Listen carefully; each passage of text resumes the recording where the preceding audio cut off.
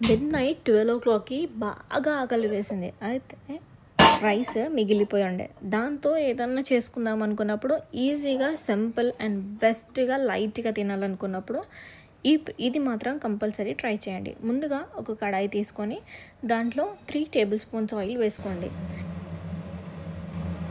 Oil heat అయ్యాక ఆవాలు, జీలకర్ర కొంచెం కొంచెం వేసుకొని ఆ తర్వాత ఇప్పుడు ఎగ్స్‌ని డైరెక్ట్గా ఇట్లా చేసేసుకోండి. అంటే ఎగ్స్ ఎలా అయిపోవాలంటే మనకు కీమా టైప్ చిన్న చిన్న స్మాల్ పీసెస్ లాగా అయిపోవాలి. అలా అయితేనే ఎవ్రీ బైట్కి మనకి ఎగ్ అనేది తగులుతూ ఉంటుంది అనమాట. సో ఇలా మొత్తం అది స్మాష్ చేసుకున్నాం కదా. ఇప్పుడు ఎగ్ అంతా కొంచెం లైట్గా ఫ్రై చేసుకోండి. మరీ హెవీ ఫ్రై కూడా వద్దు, క్రిస్పీగా అయితే కూడా అంత ఫ్లేవర్ఫుల్గా అనిపించదు. ఇప్పుడు మనం అది ఎగ్ అనేది కొంచెం ఫ్రై అయ్యాక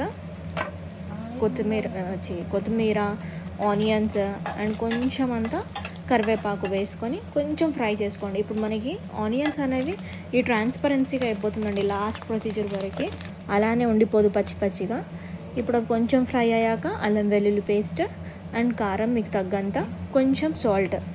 మనకి ఎగ్స్ వేసుకున్నాం కదా, ఎగ్స్లో కొంచెం సాల్ట్ ఎక్కువనే తీసుకుంటుందండి, లేకపోతే చప్పగా అనిపిస్తుంది. కొంచెం మీకు తగిన సాల్ట్ వేసుకోండి. అవి కూడా బాగా ఫ్రై చేసుకోండి. ఇప్పుడు అంతా కలిపేసుకొని బాగా ఫ్రై చేసుకోండి. ఈ ఫ్రై ప్రొసీజర్లోనే మనకి ఆనియన్స్ అనేవి బాగా మెత్తగా అయిపోతాయి అన్నమాట, కనిపించకుండా. ఇప్పుడు మనం ఏదైతే రైస్ ఉంటుంది కదా, మిగిలిపోయిన రైస్ ఏదైనా మీరు అప్పుడప్పుడు కుక్ చేసుకుని పెట్టుకుందైనా కానీ తీసుకోవచ్చు. మంచిగా కలిపేసుకోండి రైస్ని అంతా. మొత్తం కంప్లీట్గా మిక్స్ చేసుకోండి ఆల్ సైడ్స్ నుంచి. మంచిగా మనకి ఏ ఫ్రైడ్ రైస్ పనికిరాదండి దీని ముందు. నిజంగా చెప్తున్నాను కదా, ఎంత లైట్గా అనిపించిందంటే లైట్గాను బాగా టేస్టీగాను ఉండే.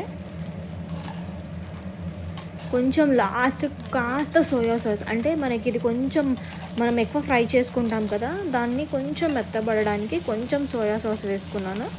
అండ్ లాస్ట్లో కొంచెం కొత్తిమీర వేసుకొని ఫ్రై చేసుకున్నారంటే టేస్టీగా ఉంటుంది.